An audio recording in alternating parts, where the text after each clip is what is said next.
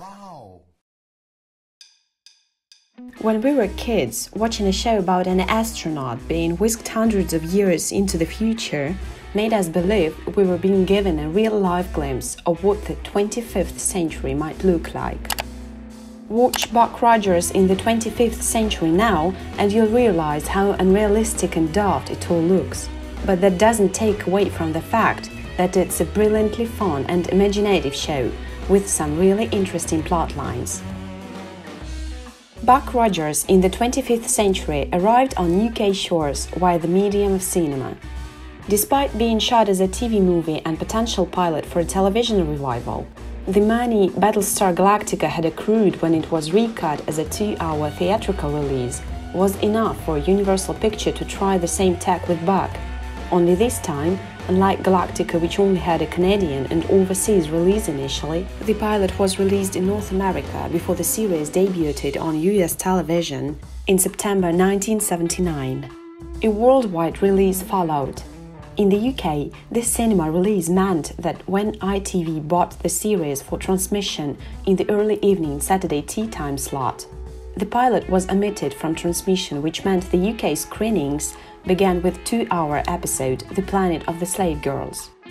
The film received a fair amount of publicity, as I recall, with full-page adverts in the likes of Starburst magazine and in a few of the Marvel UK comics of the Times, plugging the release date of 26th of July 1979.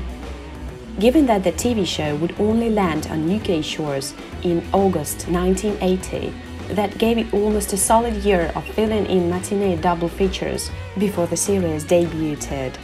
I know I saw it as a double bill with Mission Galactica: The Silent Attack, the second feature to be cobbled together from episodes of Battlestar Galactica. A number of scenes were cut from the theatrical release that were present in the pilot version, which we'll look at here, along with pertinent alternations to the novel. The pilot to Buck Rogers is a thing of beauty, if one's idea of beauty is a dated 70s disco flick attempting to be futuristic. The movie opens with a prologue, voiced by the Fat Man of Jake and the Fat Man fame, William Conrad, not dissimilar to the one that would open the series. Conrad sets up that Buck, played by Gil Gerard and now renamed William Rogers for the traditional no-good reason, was a lone astronaut launched by NSA on an ambiguous deep space mission in the year 1987. Buck was frozen by forces beyond comprehension, a great way of ducking out on using any real science. And from there the credits roll and we are subjected to a wonderfully cheesy James Bond pastiche. Ostensibly supposed to represent Buck's past and future melding together, Buck instead sees Call. Wilma Deering, played by Erin Gray, and Princess Ardala, the magnificent Pamela Hensley, and numerous unnamed blondes with furry hair and large daydress backs, writhing around on the film's logo in silver bikinis and one-pieces as the theme song, Suspension, sung by Kip Lennon, warbles on about being far beyond the world I've known, far beyond my time. The series premiered in cinemas rather than on TV. Rather than begin live on the small screen, the new Buck Rogers' TV movie was actually released into cinemas on the 30th of March 1979. It did very well at the box office, so TV network NBC immediately commissioned a weekly series. The show recycled props, costumes and special effects from Battlestar Galactica. Buck Rogers in the 25th century reused many props, costumes and special effects shots from Battlestar Galactica, which was still in production at the time. For example, the Landrum vehicle was made for the Battlestar Galactica series, and the control sticks in the Terran starfighters were the same as in Battlestar Galactica's Vipercraft.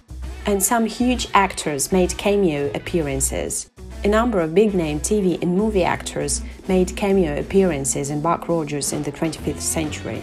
Examples include appearances from Jamie Lee Curtis as well as the late Gary Coleman, star of popular US sitcom Diff'rent Strokes. The actor playing Buck Rogers was not a fan of the show. Despite playing Buck Rogers himself, actor Gil Gerard was not a big fan of the show, preferring the more serious tone of the movie rather than the lighter storylines of the TV episodes. He was even quoted as saying that he hoped the show wouldn't be renewed for a second series, as he didn't like the direction it was taking. There were only ever 37 episodes.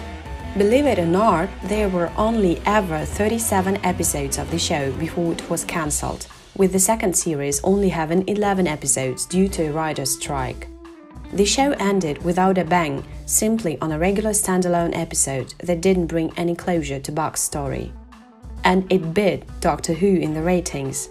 Buck Rogers in the 25th Century went up against the 18th series of Doctor Who, and it won the Saturday evening ratings war by quite some margin.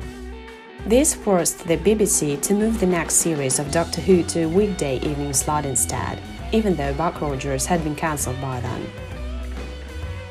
Many critics believe it is one of the worst sci-fi TV shows of all time.